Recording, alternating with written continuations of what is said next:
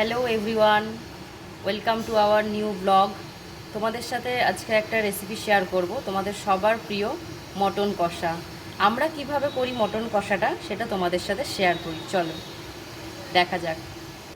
ফার্স্টেই দেখো এখানে কেটে নিয়েছি পেঁয়াজ কুচি কুচি করে এবং রসুন ছাড়িয়ে নিয়েছি, আর 4টে গোটা রসুন রেখেছি। মাংসের মধ্যে গোটা রসুন সেদ্ধ দেবো, তো খুব ভালো লাগে গোটা রসুন সেদ্ধ। অনেকে খায় অনেকে খায় না। আমরা যেমন গোটা রসুনটা আমি এবং স্মিথ দুজনেই পছন্দ করি, মা পছন্দ করে না গোটা রসুন সেদ্ধটা। যাই হোক, আর এদিকে দেখো আলুগুলো কেটে নিয়েছি পিস পিস করে, শুকনো লঙ্কা পরিমাণ মতন মিক্সিতে ঘুরিয়ে নেব, আর এদিকে হচ্ছে টমেটো কেটে নিয়েছি। আপাতত এখন শুকনো লঙ্কাটা মিক্সিতে ঘুরিয়ে নেব এবং তার সাথে শুকনো লঙ্কা এবং রসুনটাও ঘুরিয়ে নেব মিক্সিতে, একটা পেস্ট তৈরি করে নেব।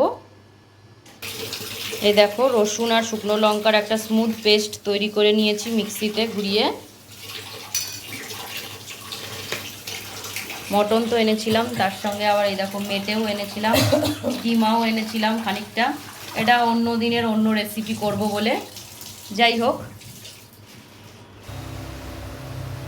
কড়াই বসিয়ে দিয়েছি, কড়াই গরম হয়ে গেছে।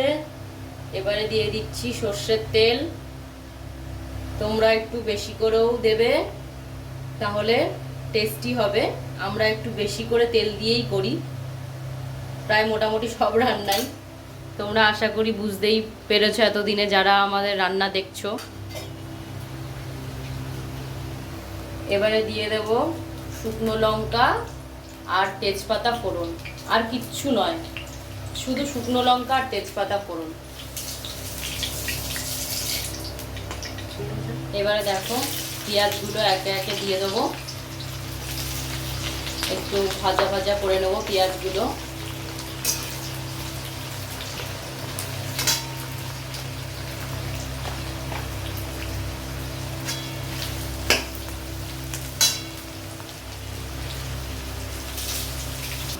এই দেখো লঙ্কা আর রসুনের পেস্টে একটু আদা বাটাও দিয়ে দিলাম। এটাকে ভালো করে মিক্স করে তারপর দেওয়া হবে। আর একটা জিনিস, পেঁয়াজ ভাজার সময় তোমরা খানিকটা নুন দেবে। নুনের পরিমাপটা একটু খেয়াল রাখবে যাতে সব মিলিয়ে ঠিকঠাক হয় প্রথম থেকে শেষ অবধি। এটা মাথায় রেখে তোমরা নুন দেবে, পেঁয়াজটা তাড়াতাড়ি নরম হবে বলে। এবার এই মশলার মধ্যে হলুদ গুঁড়োটাও দিয়ে দিচ্ছে মা, কড়াইয়ের মধ্যে না দিয়ে ডাইরেক্ট এখানেই দিয়ে দিচ্ছে। এবার সামান্য একটু চিনি দিয়ে দেবে, চিনি দিলে রান্নায় স্বাদটা বাড়ে। পেঁয়াজটা ভাজা ভাজা হয়ে গেছে, এবারে মশলাটা দিয়ে দেব। শুকনো লঙ্কা, রসুন, আদা, হলুদ, চিনি, নুন দেওয়া ছিল তোমরা দেখেছো। এবারে মশলাটাকে ভালো করে কষাতে হবে অনেকক্ষণ ধরে, সময় নিয়ে।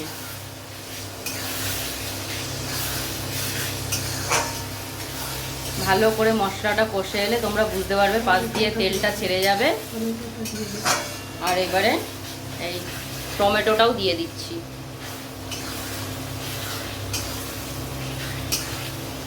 পুরো মশলাটা ভালো করে কষা কষা করতে হবে, তবেই টেস্ট হবে। তাড়াহুড়ো করলে হবে না। মটন রান্না একটু সময় নিয়ে ধৈর্য ধরে করলে ভালো হয়। আর এইদিকে দেখো গরম জল বসিয়ে দেওয়া হয়েছে। এই গরম জলটা মটনে অবশ্যই তোমরা দেবে। গরম জল দিলে রান্নার টেস্টটা ভালো থাকে। যে কোনো রান্নায় গরম জলটা তোমরা অ্যাড করবে, মানে ঠান্ডা জলের থেকে গরম জল অ্যাড করলে ভালো। তো মটনের জন্য আমরা এদিকে গরম জলটা অলরেডি বসিয়ে দিয়েছি, যেটা এখন নয় পরে দেবো। এই দেখো মশলাটা কষা কষা হয়ে গেছে, এবারে একে একে মটনগুলো দিয়ে দেবো।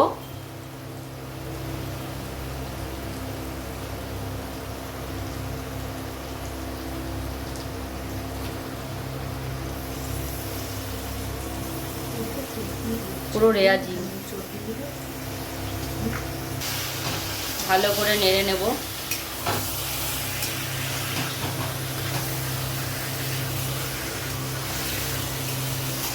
ভালো করে এইভাবে মটনটা মাঝে মাঝে নেড়ে নেড়ে কষাতে হবে অনেকক্ষণ ধরে। কষানো হয়ে গেলে তারপর জল দেব। এখন খানিকক্ষণ এরমভাবেই কষাতে হবে মটনটা। এই দেখো মাংসটা পুরো কষানো কষানো হয়ে গেছে, তেল ছেড়ে গেছে, বুঝতেই পারছো। এবারে গরম জলটা দিয়ে দেবো।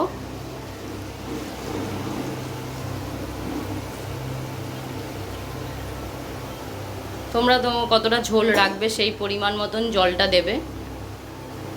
এবারে ওই যে গোটা রসুনটা সেটা দিয়ে দেব, কারণ রসুনটা সেদ্ধ হতেও টাইম লাগে, ওই জন্য রসুনটা দিয়ে দিলাম। আলুটা পরে দেব, আলুটা তো সেদ্ধ হতে বেশিক্ষণ সময় লাগে না, আলুটা পরেই দেব।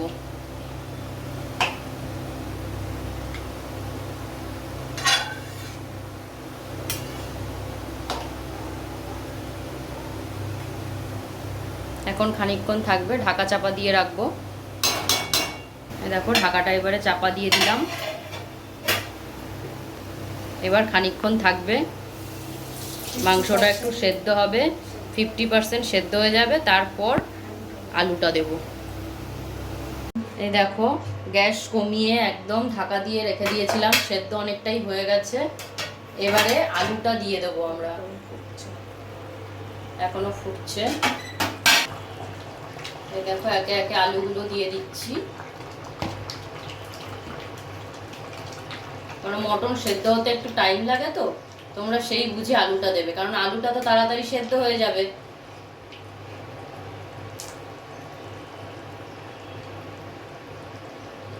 আরো কিছুক্ষণ ঢাকা দিয়ে রাখবো যতক্ষণ না আলুটা সেদ্ধ হচ্ছে।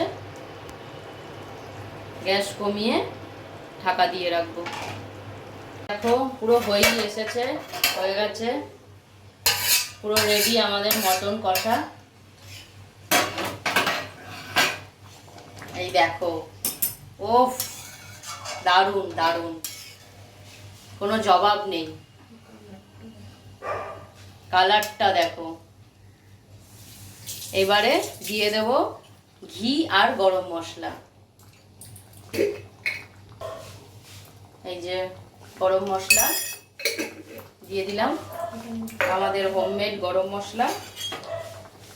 এবারে দিয়ে দেবো ঘি। ঘি অপশনাল, ঘি তোমরা চাইলে দিতেই পারো, আবার নাও দিতে পারো।